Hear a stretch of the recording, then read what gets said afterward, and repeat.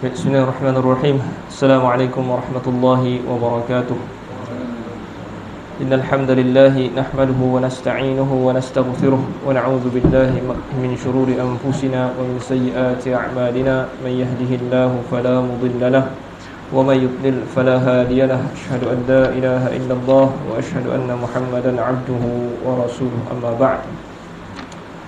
Saya muliakan ahli jawatankuasa surau, para asatizah, hadirin hadirat yang dirahmati Allah Subhanahu wa taala sekalian. Khabar semua tuan-tuan? Baik. Alhamdulillah. Pertama sekali marilah sama-sama kita merafakkan rasa syukur kita kepada Allah Subhanahu wa taala di atas limpah dan kurnianya yang dikurniakan kepada kita, nikmat yang paling utama iaitu iman dan juga Islam. Seterusnya nikmat-nikmat yang lain yang tidak kita mampu untuk hitungnya. Wa in ta'uddu, firman Allah Subhanahu wa taala, wa in ta'uddu ni'matallahi la tuhsuha. Jika kamu nak kira satu nikmat Allah, la tuhsuha, kamu tak mampu nak kira betapa banyaknya, betapa baiknya nikmat itu. Satu sahaja Allah Subhanahu wa taala kata, cuba nak kira satu nikmat, tak mampu untuk kita hitung kebaikan yang datang daripadanya.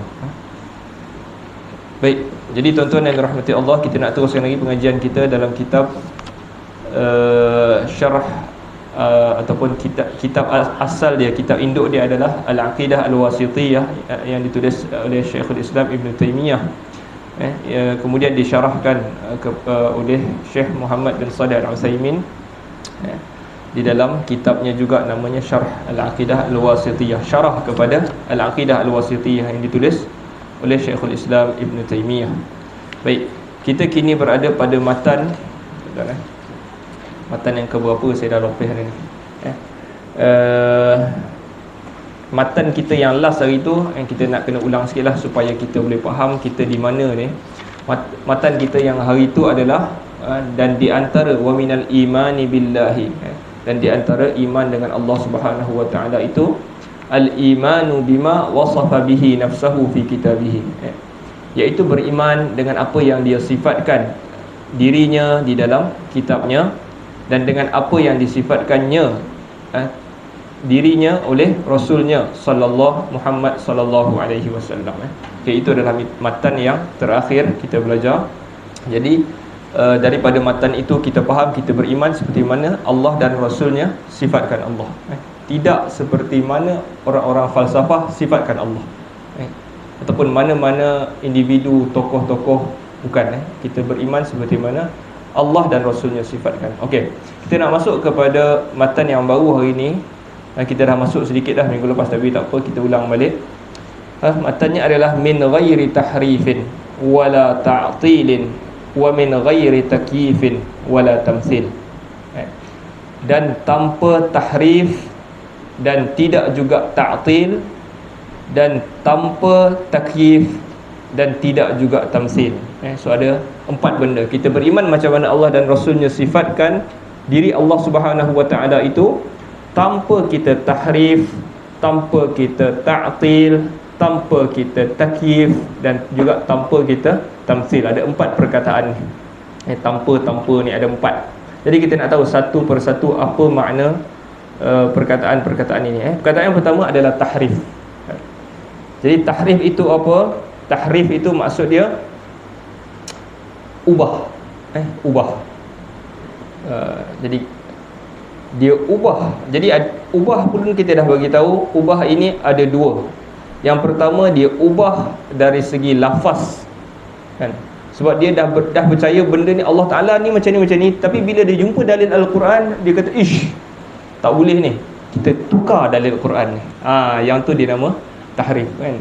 Otak dia dah macam tu, Allah Ta'ala ni kena macam ni, tak boleh sama, mukhalafatuhu lil hawadis. Dia belajar macam-macam, dia belajar. Jadi tiba-tiba jumpa dalil macam sama pula, kan? Jadi dia tukar dalil itu sendiri. Yang tu yang kita sebut contoh hari itu, contohnya firman Allah Subhanahu wa taala, Allah bagi tahu wa kallamallahu Musa taklima.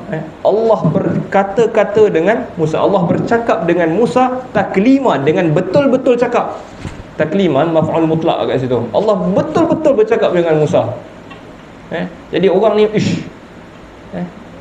dia dipanggil dalam ilmu falsafah ni dipanggil a'rad. A'rad ni Tuhan ni dia tak boleh sama.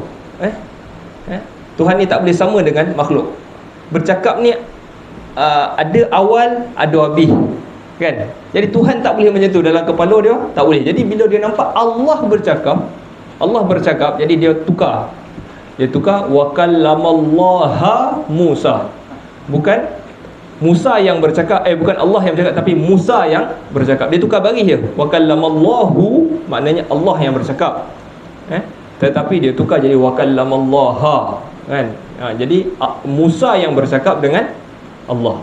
Wa kallamallaha Musa. Dalam bahasa Arab ni kita boleh tahu siapa yang pembuat itu dengan baris itu. Fa'il marfu' dhammah. Siapa yang dibuat, objek yang diperlakukan tu baris atas. Jadi dia tukar baris. Sebab dia tak boleh nak beriman. Tapi cara ni tak berjaya lah. Cara ni tak mungkin berjaya. Tukar lafaz Quran tu sendiri tak mungkin berjaya. Sebab berapa ramai orang hafal Al-Quran. Okey. Wakallama. Jadi itu taktik yang pertama, iaitu menukar baris.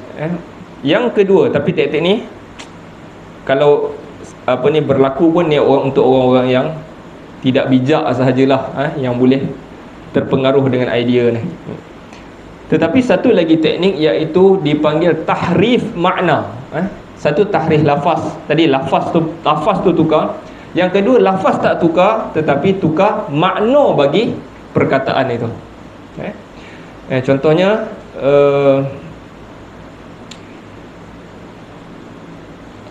perkataan yadullahi fauqa aydihim. Yadullahi fauqa aydihim. Tuan-tuan, kalau ada anak-anak yang belajar benda ni, dia belajar senawi, belajar, maksudnya dia belajar tauhid, benda ni memang dia jumpa lah. Apa maksud yad dekat situ? Yadullahi fauqa aydihim, maksud dia tangan Allah di atas tangan-tangan mereka. Itu maksud dia, maksud asal dia. Jadi golongan yang dah faham a'rad ni tadi, dalailul a'rad ni, dia kata tangan ni tak boleh tukar makna tangan. Jadi kat situ dia membawa maksud kalau dia orang punya terjemahan al-quwah was-saytarah. Itu bukan tangan, itu adalah kekuatan dan penguasaan. Yadun dekat situ. Contohlah, ini saya datangkan contoh saya sendirilah, tak ada dalam kitab. Jadi itu dia tukar maksud itu. Okey, kita tengok dulu dia punya syarah ni. Sebelum tu ada lagi beberapa perkataan. Contohnya hari tu saya sebut innal ladzina kafaru sawa'un 'alaihim a anzartahum am lam tunzirhum la yu'minun. Sesungguhnya orang-orang kafir itu sama sahaja, wahai Muhammad, sama ada engkau bagi peringatan kepada mereka ataupun kau tak bagi peringatan kepada mereka, mereka tidak beriman. Okey. Tapi yang ni bukan tahrif daripada golongan falsafah. Ini tahrif daripada golongan sufi batini, tasawuf batini ni, geng-geng, sufi batini ni. Okey. Apa maksud dekat situ? Dia cakap sesungguhnya maksud asal adalah mereka-mereka yang kafir terhadap Allah Subhanahu Wa Taala, yang tak mau percaya dengan Allah Taala ini, mereka ini sama sahaja engkau beri peringatan. Dia orang tukar perkataan orang-orang kafir itu, maksud dia bukan orang kafir, maksud dia adalah wali-wali Allah. Sesungguhnya wali-wali Allah ini sama sahaja, wahai Muhammad, engkau beri peringatan kepada mereka ataupun tidak, mereka tidak beriman. Kenapa dia kata macam tu? Kenapa dia kata wali? Wali ni sebenarnya dah kau nak Allah dengan cara yang lain, kau tak payahlah nak ajar dia sangat. Jadi itu maksud tahrif daripada maksud asal Al-Quran. Al-Quran cerita pasal orang-orang kafir. Al-Quran tak cerita pasal. Jadi dia cuba ubah. Dia nak beritahu kita ni orang yang bersyariat ni tak payahlah nak ajar sangat. Geng-geng ni dah power, dia tak payah. Mereka sembunyi dah iman dia orang. Mereka dah beriman lama dah. Okey, macam tu. Yang itu maksud tahrif, ubah dia tak ubah perkataan, dia kekalkan kafara yang sama, innal ladzina kafaru sama. Macam saya sebut juga, Kafara dalam bahasa Arab membawa maksud tanam. Kenapa Al-Quran panggil orang-orang ini kufur? Sebab telah datang kepada mereka iman, tapi mereka tak mau. Mereka tanam. Mereka tanam, tak mau tengok pun. Macam saya bagi contoh apa ni? Kalau kita campak buku tu kat luar, dia masih lagi ada atas tanah, nampak lagi, tak nak, korek, tanam. Itu maksud orang yang tanam iman, tanam, dia kufur, dia tak mau dah, tak mau, dia tak mau apa benda tanam, sorokkan benda tu, dia tak mau tahu benda tu. Itu maksud kufur. Jadi orang sufi mengatakan kita bukan, dia orang ni bukan tanamkan kekufuran, tanamkan iman mereka sudah ditanam. Itu maksud kafaru dekat situ. Jadi itu maksud yang tahrif, yang mengubah maksud sebenar Al-Quran. Ada satu lagi contoh. Ini kisah ketika mana Nabi Musa turun daripada gunung Tur Sina. Tur Sina, dia turun daripada gunung tu. Ketika itu apabila dia naik bertemu dengan Allah Subhanahu Wa Taala, apabila dia turun, dia nampak Bani Israel sudah menyembah Samiri. Samiri sudah mencipta satu lembu. Samiri ni nama orang yang cipta patung lembu tu. Patung lembu. Lalu Bani Israel sembah patung lembu tu. Lalu apabila Nabi Musa turun, Nabi Musa marah. Pertama sekali dia marah kepada siapa? Saudara dia, adik-beradik dia, Harun. Harun, kenapa kau tak ikut cakap dia semua? Okey, betul. Harun kata janganlah marah kan, sebab dia dah cuba dah kan, dia orang tak nak dengar. Lepas tu dia pergi jumpa dengan Samiri ni. Lalu dia marah Samiri dan dia nak bakar patung yang orang Bani Israel sembah tu. Lalu dia kata di dalam Al-Quran, Nabi Musa bagi tahu kepada Samiri, wanzur ila ilahika alladhi zulta alaihi akifa, alladhi zalta alaihi akifa. Tengok kepada Tuhan kau ini, yang mana engkau sembah dia ni. Nabi Musa nak bakar. Jadi apabila orang nampak ni, geng-geng dipanggil wahdatul wujud ni, yang kata Allah di mana-mana, Allah dalam jubah aku, Allah, yang ni panggil wahdatul wujud.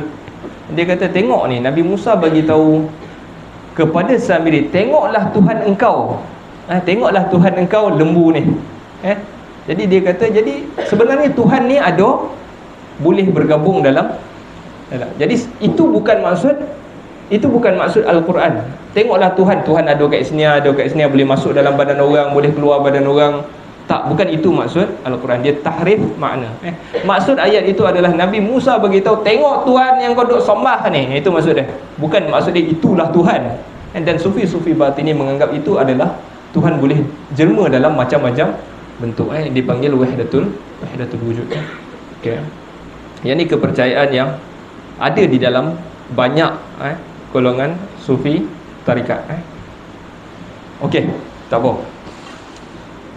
Now kita nak pergi kepada tahrif makna ni. Kita nak pergi tengok tahrif makna muka surat 74 kalau tuan-tuan ada kitab yang Indon ni. Okey, tahrif makna ni juga kadang-kadang dia orang tak kata kami tahrif makna, dia tak khabar macam tu, tapi dia khabar takwil. Kami takwil. Tuan-tuan pernah dengar perkataan ni, takwil. Okey, kita tengok. Tindakan mengubah makna ini disebut sebagai takwil oleh para pelakunya. Mereka sendiri menamakan diri mereka ahli takwil. Mereka melakukan hal itu agar perkataannya diterima oleh khalayak. Kerana takwil tidak dibenci dan dijauhi oleh jiwa.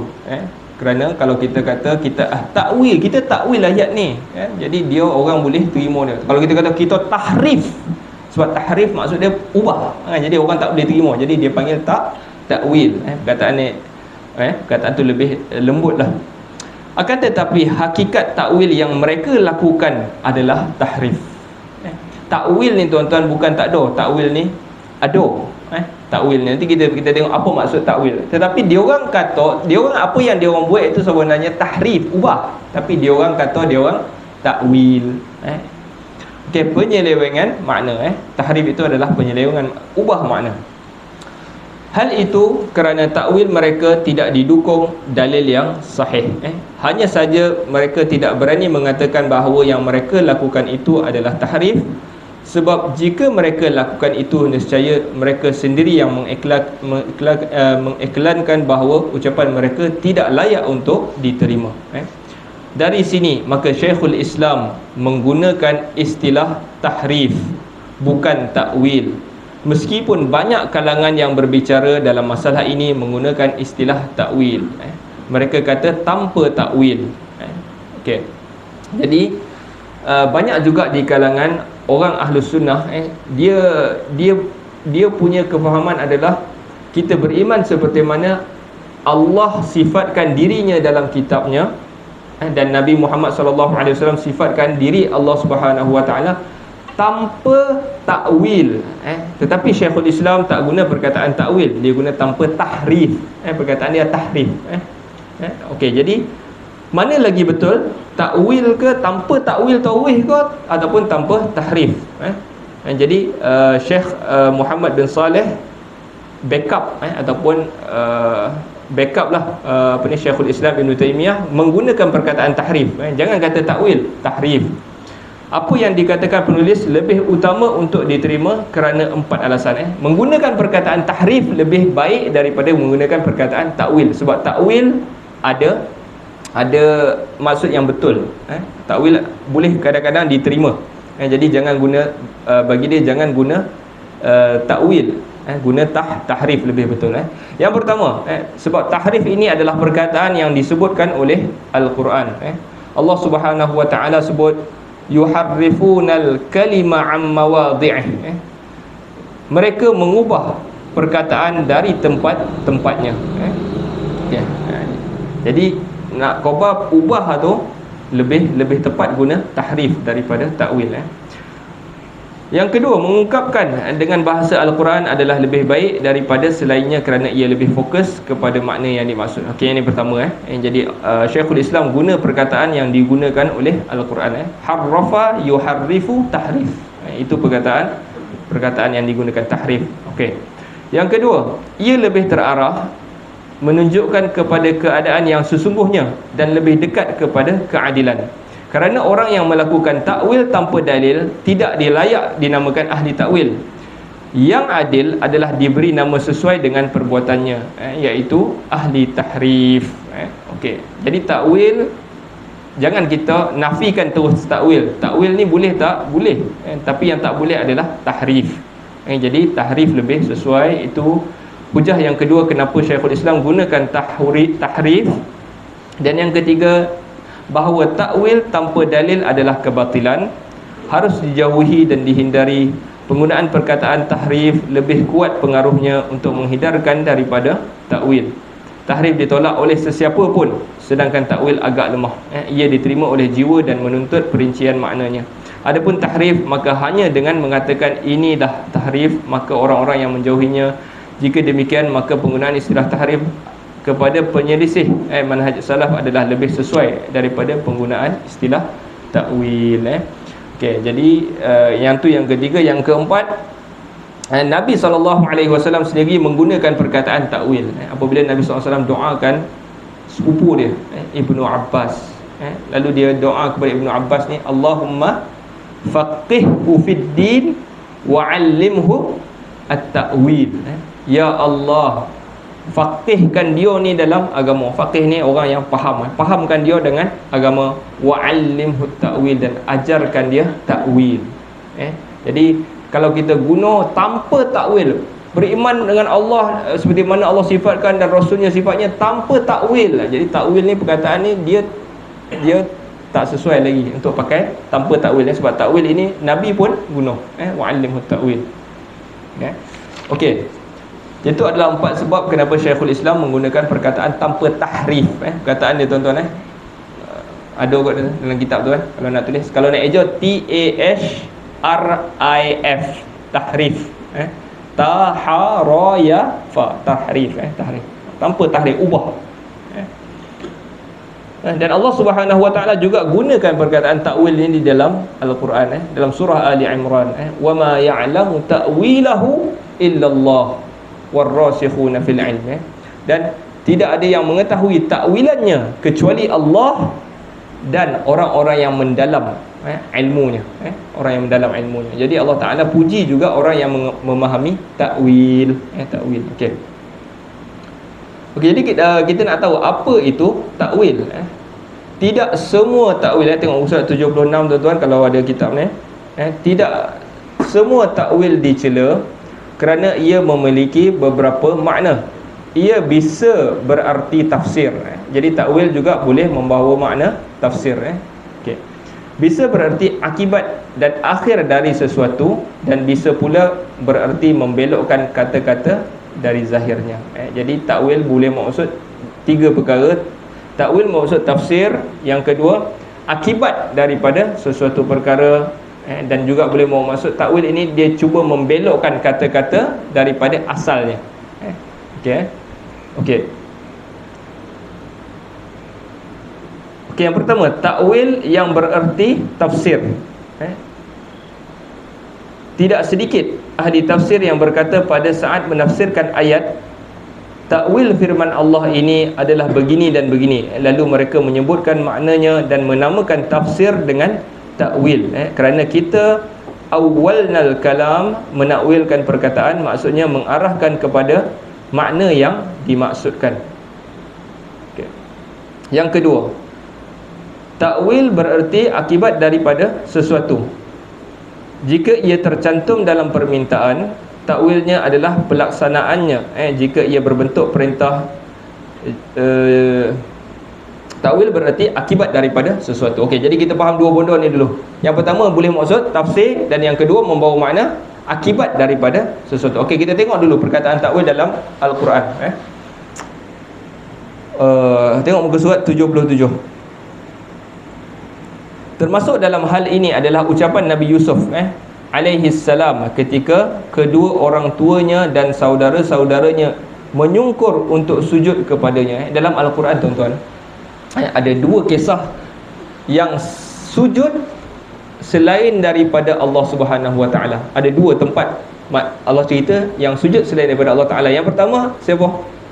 Nabi Adam. Yang kedua ibu bapa Yusuf, keluarganya, ibu bapa Yusuf, bapa Yusuf, abawaihi, kedua ibu bapanya sujud kepada Nabi Yusuf. Jadi adalah dua benda ni yang selain daripada Allah Subhanahu Wa Taala, orang sujud selain daripada Allah Taala dalam Al-Quran. Tuan-tuan, jadi majoriti memahami memang contoh kes yang pertama, Allah suruh malaikat sujud kepada Adam. Majoriti orang memang faham malaikat sujud kepada Nabi Adam. Tetapi saya dengar baru-baru ni memang ada perbahasan balik. Betul ke dia orang ni sujud kepada Nabi Adam, ataupun sebenarnya mereka ini sujud kepada Allah kerana diciptakan Nabi Adam. Sebab tu dipanggil, isu dia pada perkataan lam tu. Lam dalam bahasa Arab ada banyak maksud. Antaranya lam maksud dia kerana. Lam lit ta'lil. Kalau kita tengok balik dalam surah Baqarah yang mana Allah Ta'ala perintahkan malaikat sujud tu, Allah Ta'ala sebut wa idh qulna lil malaikati isjudu li Adam. Nampak? Ada perkataan li tu. Lam tu maksud dia apa?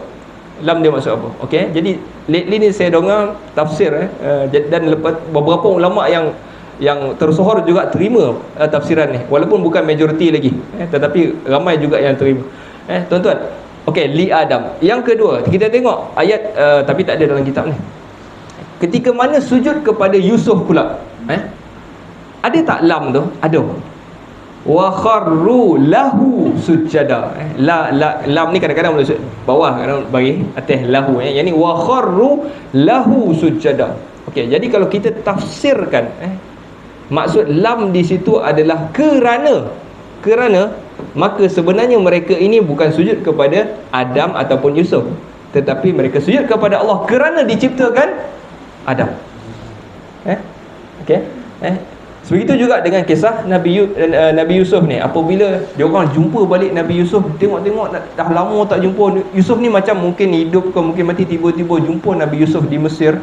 Mak ayah dia jumpa Nabi Yusuf ni jadi khazin, yakni apa, menteri kewangan ataupun orang besar lah di Mesir. Lalu mereka apabila jumpa dengan Nabi Yusuf ni, mereka gembira tu sampai sujud. Wa kharru lahu sujada. Jadi kalau kita ni kadang-kadang kalau kita happy sangat ataupun kita teruja sangat, kita akan tiba-tiba badan ini akan rasa lemah. Wa kharru lahu sujada. Kita sujud kepada Allah kerana peristiwa itu berlaku. Jadi boleh difahami sujud apabila diceritakan tentang sujud ini, bukan dia orang sujud kepada Adam, tetapi sujud kepada Allah kerana dicipta Adam. Wa idh qulna lil malaikati isjudu li Adam. Dan ingatlah ketika mana kami berkata kepada malaikat, usjudu, sujudlah kamu semua li Adam. Adakah kepada Adam ataupun kerana diciptakan Adam itu, li Adam. Lalu mereka semua sujud illa iblis, kecuali iblis sahaja. Okey, jadi itu adalah maksud yang bagi saya tepat jugalah, sebab lam kat situ ada dua-dua ni, ada lam tu, lam lit ta'lil, kerana. Okey, kita bukan nak cerita pasal lam tadi tu, kita nak patah balik. Kita nak cerita pasal perkataan takwil. Takwil ni apa benda? Takwil ni maksud dia ketika mana Nabi Yusuf di akhir kisah tu, mula-mula kalau kita ingat dalam surah Yusuf, Nabi Yusuf cerita kepada ayah dia, ya abati inni ra'aitu ahada asyara kaukaba, wahai bapakku yang ku sayangi, sesungguhnya aku melihat 11 planet, ahada asyara kaukaba wasyamsa wal qamar, matahari dan bulan, ra'aituhum, aku melihat mereka itu li sajidin, kerana aku mereka bersujud. Dia menampak 11 planet, matahari dan bulan sujud. Sujud kerana aku. Okey. Lalu di akhir cerita ni, semua mak dan ayahnya dan adik-beradik dia semua tadi sujud. Sujud juga. Okey, jadi apa Nabi Yusuf kata? Hadza ta'wilu ru'ya min qabl. Inilah takwil mimpi aku yang sebelum ni. Jadi takwil ni apa? Takwil ini adalah akibat. Di hujung cerita ni aku duk nampak bondo ni apa bondo tiba-tiba di akhirnya aku nampak yang 11 ni siapa? Adik-beradik dia. Matahari dan bulan ni siapa? Mak dan ayah dia semua sujud kerana aku. Oh, itulah maksudnya 11 planet sujud tu. Itulah, tapi dia sebut perkataan hadza ta'wil. Inilah takwil, akibat di akhir tu. Okey, itu contoh yang maksud pertama, takwil. Kalau kita nak kata perkataan takwil itu takwil, boleh maksud di hujung tu. Okey. Contoh yang kedua, takwil ni juga. Macam mana kita nak faham takwil ni? Contoh pada surat 77 tu, contoh pada permintaan adalah ucapan Aisyah radhiyallahu anha setelah Allah menurunkan a'udzubillahi minasyaitonir rajim, bismillahirrahmanirrahim, idza jaa nasrullahi wal fath wa ra'aitan nasa yadkhuluna fi dinillahi afwaja fasabbih bihamdi rabbika wastaghfir innahu kana tawwaba. Okey. Jadi itu adalah dalam surah An-Nasr. Kepada Nabi, Aisyah sebut kepada Nabi, beliau lalu dia cerita bahawa Nabi SAW beliau memperbanyakkan membaca pada rukuk dan sujud. Beliau subhanakallahumma rabbana wa bihamdik Allahumma ghafirli. Apabila turun je ayat ni, Aisyah cerita Nabi banyak baca dalam rukuk dan sujud dia, subhanakallahumma rabbana wa bihamdik Allahumma ghafirli. Okey. Jadi macam mana cerita ni? Jadi kat sini kita tahu dua benda lah. Satu, bacaan rukuk dan sujud ada banyak. Lebih kurang ada 5 bacaan rukuk yang diriwayatkan daripada Nabi. Subuh, Quddus, Rabbul Malaikati Warruh. Yang selain daripada yang kita biasa baca subhana rabbiyal azim tu, kita baca rukuk subhana rabbiyal azim. Jadi ada banyak lagi bacaan, dan salah satunya adalah subhanakallahumma rabbana wa bihamdik Allahumma ghfirli. Subhanakallahumma rabbana wa bihamdik Allahumma ghfirli. Okey. Nabi SAW sebenarnya mentakwilkan ayat Al-Quran. Perkataan tu datang daripada ayat Al-Quran. Dekat mana ayat tu? Fasabbih bihamdi rabbika wastaghfir. Fasabbih, pujilah. Subhana maksud dia apa? Maha suci kan. Subhanallah maksud dia maha suci Allah, datang daripada perkataan sabaha. Sabaha. Sabaha ni maksud dia, Arab kalau perkataan sabaha maksud dia berenang.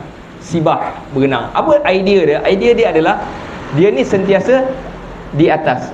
Berenang ni dia di atas air kan. Kita berenang, kita bukan menyelam. Kita berenang sentiasa di atas. Idea dia di atas. Jadi Tuhan itu sentiasa di atas, dia tak jatuh di bawah. Itu maksud dia. Dalam surah Yasin pun ada. Wa kullun fi falakin, sambung. Wa kullun fi falakin yasbahun. Sabaha juga kan. Setiapnya itu pada orbitnya terapung. Isbah, sabah. Maksudnya dia di atas. Jadi bila kita sebut fasabbih bihamdi rabbika wastaghfir, maka sucikanlah Tuhan kau. Maksud Tuhan kau sentiasa di atas. Dia tak jatuh, dia tak cacat, dia sentiasa di atas. Sucikanlah Tuhan kau tu. Fasabbih bihamdi rabb, dan puji Tuhan kau. Sucikan dan puji Tuhan kau, dan mintalah ampun. Tiga benda. Lalu Nabi ambil ayat tu, Nabi baca dalam sujud dan rukuk dia. Nabi baca subhanakallah, puji dulu, maha suci, subhanakallahumma rabbana wa bihamdik, dan dengan pujian Allahumma ghfirli, ya Allah ampunkan aku. Nabi mentakwilkan ayat daripada surah An-Nas ni tadi.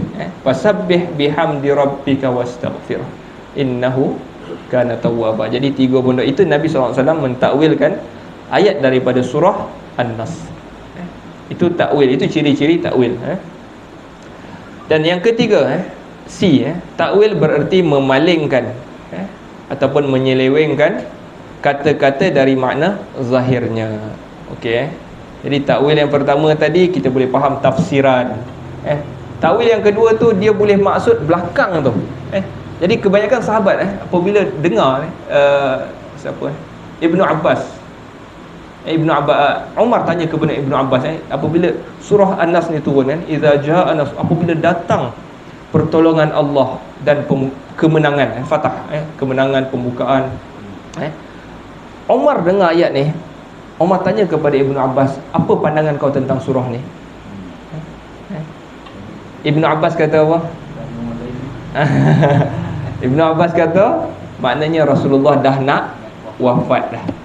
Itu takwil kan, dia boleh faham di sebalik maksudnya. Bila dah menang, apa function lagi Rasul kat sini? Dah Islam dah menang, Rasul dah tak ada function dah.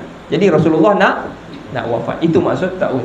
Takwil itu kita, kalau takwil macam tu kita boleh terima. Okey, dan yang ketiga, dia nak cerita tadi, takwil yang ketiga yang memalingkan maksudnya. Okey, yang ni yang kita tak boleh terima. Okey. Takwil memalingkan ataupun menyelewengkan kata-kata dari makna zahirnya. Ini terbagi kepada dua, yang terpuji dan yang tercela. Jika ia didukung dalil, maka ia dipuji, dan ia bererti sama dengan tafsir. Tetapi jika ia tidak didukung oleh dalil, maka ia tercela dan ia berarti tahrif. Kalau you kata eden takwil sebenarnya, tapi sebenarnya dia lain daripada maksud, maka dia bukan takwil, dia adalah apa perkataan tadi? Tahrif, ubah. Kau ubah ni.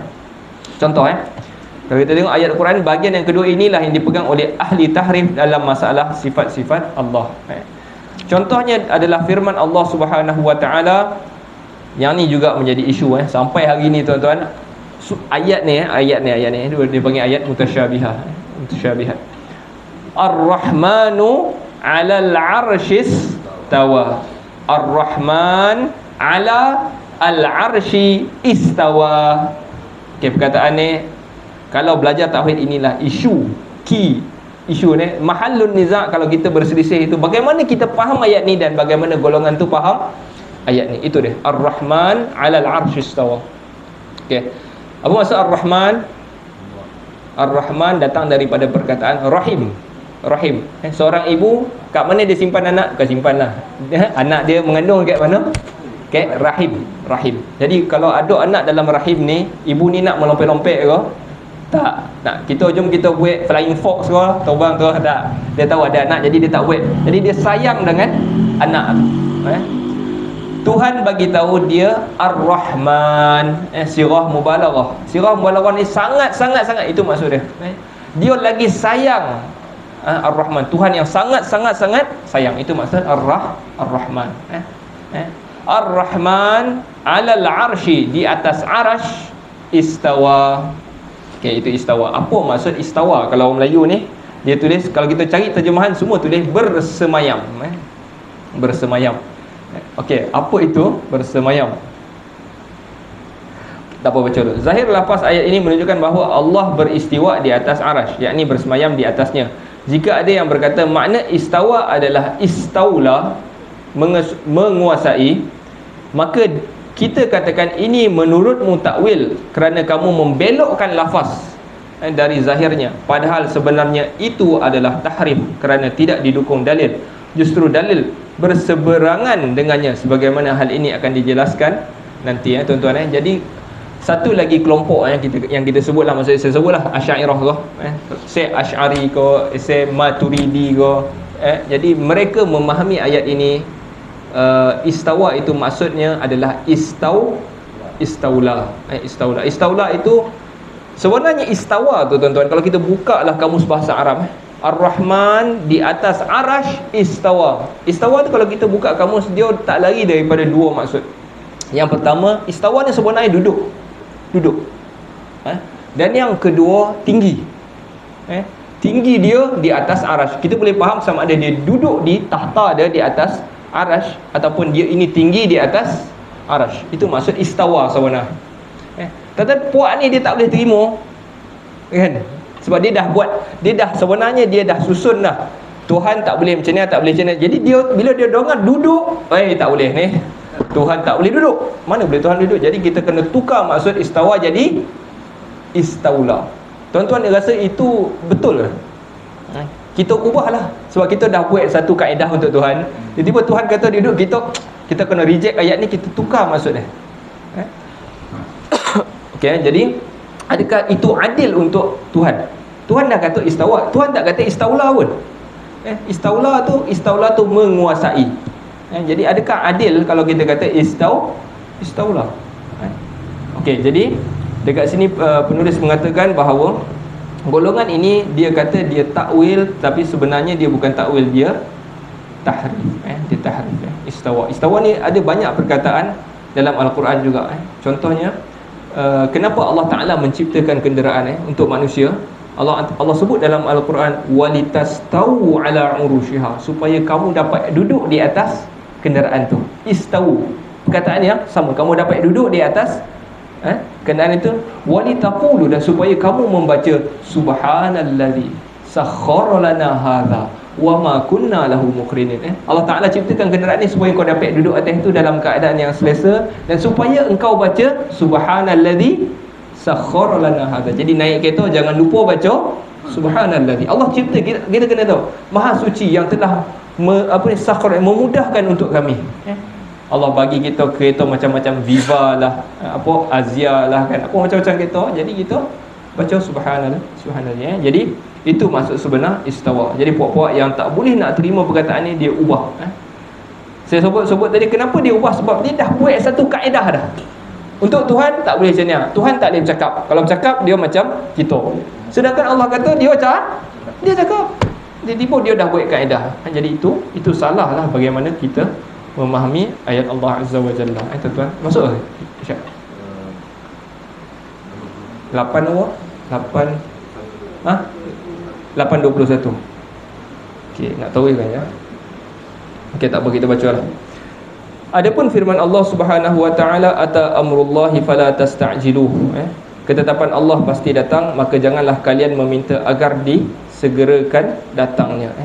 Maka makna ata amrullah adalah sayati amrullah, ketetapan Allah pasti akan datang. Okey, ia adalah fi'il madhi, kata kerja lampau, akan tetapi maknanya adalah kata kerja datang. Ini memalingkan lafaz dari zahirnya, akan tetapi ini didukung oleh dalil. Okey,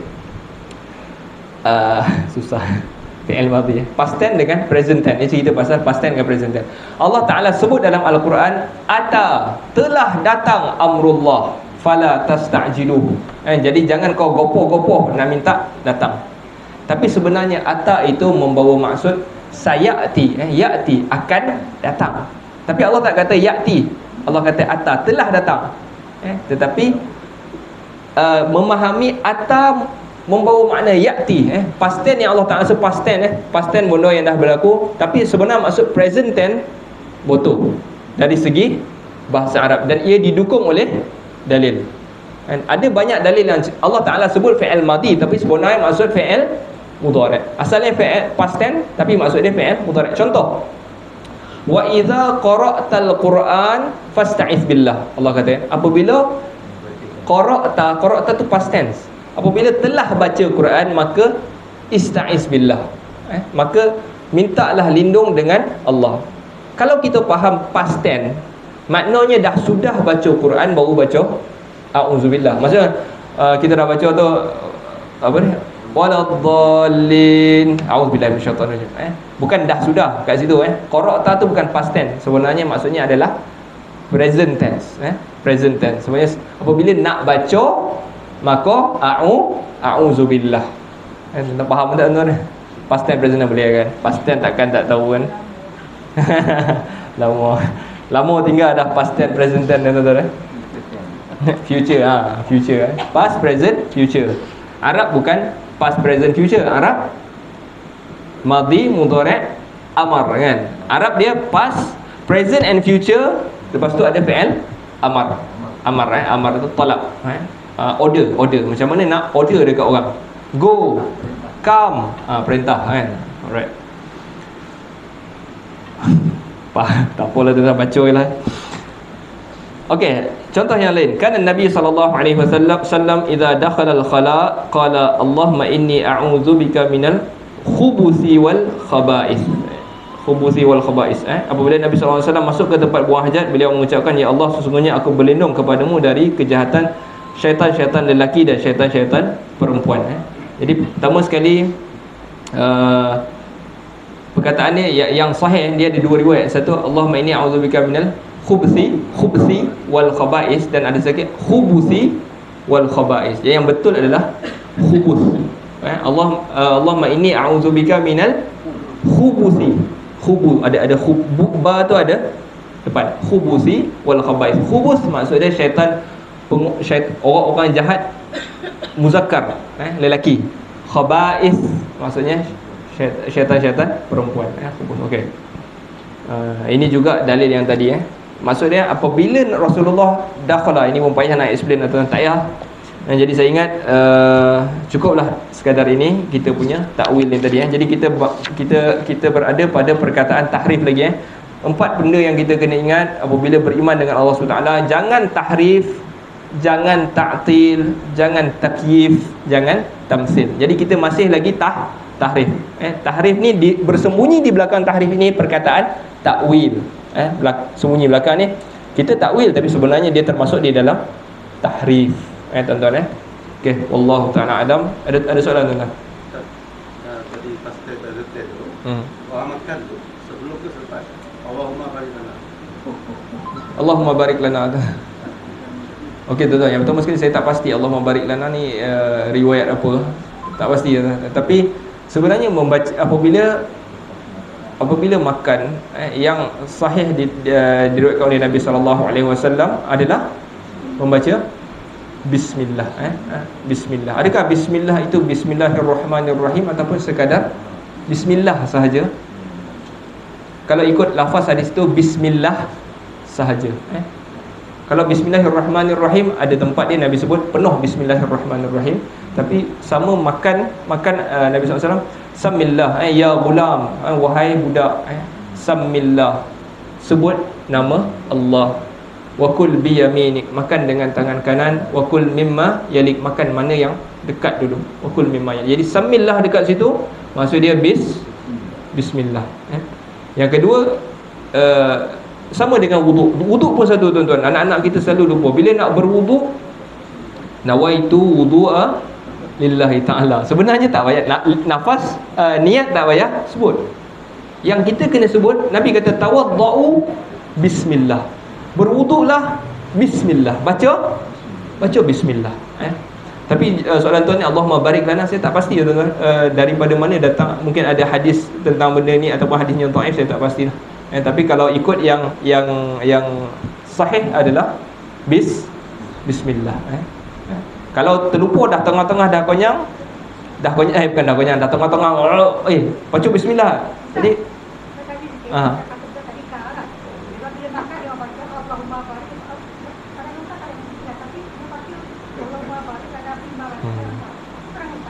okey, untuk budak-budak ni elok kita, maknanya kita, tapi sebenarnya kita nak perbanyakkan doa-doa yang diajar ni, kita nak banyakkan lah kan? Tetapi sebaiknya doa yang maksud betul-betul apa yang Nabi SAW ajar, Nabi SAW ajar, sehingga kan bila kita baca doa sebelum makan tu, sebagian ulama dia tak suka. Sebab apa? Kan, jangan makan tu, baca doa tu kan, Allahumma barik. Dia menyerupai apa?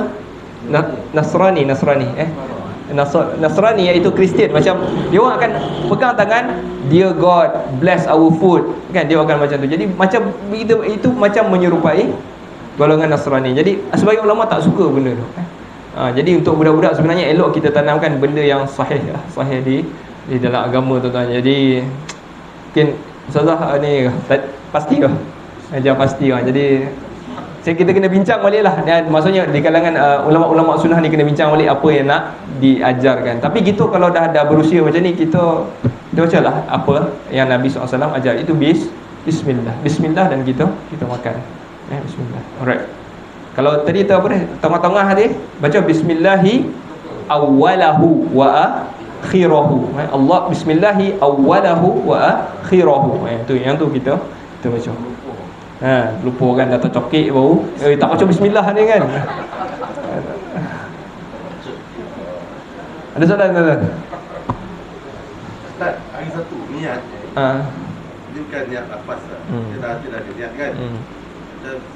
Saya sembahyang subuh, tiba saya lupa nak buat sunat tadi. Boleh ke saya ubah, maksudnya jadikan sunat dulu? Okey. Kalau maksudnya kita tukar tengah-tengah tu. Okey, kalau dari segi dipanggil apa? Zahirnya tak boleh lah. Zahirnya tak boleh sebenarnya. Kita tiba-tiba asalnya kita angkat takbir tadi, kita nak apa? Kita nak solat sunat ke nak solat fardu kan? Kita nak solat fardu, solat fardu kan? Solat fardu tapi nak qada kan? Sebab Nabi SAW pernah qada solat qabliyah ni, qabliyah subuh, tapi selepas terbit matahari lah. Jangan lopeh-lopeh subuh tadi qada lah. Jadi asalnya kita niat apa, itulah takbir tu. Jadi tuan-tuan, tapi bahaya juga geng yang sunnah ni tuan-tuan, iaitu dia tak doreh nak takbir ni. Apa nak sembahyang pun dia tak ingat. Masuk Allahu Akbar, dia kadang lupa kan. Nak sembahyang pun ni jadi lupa kan. Sebab dia dah lama buang usolli tu, dia dah buang lama. Jadi dia pun dia tak ingat kan. Masuk Allahu Akbar, sembahyang pun ni itu tak betul lah.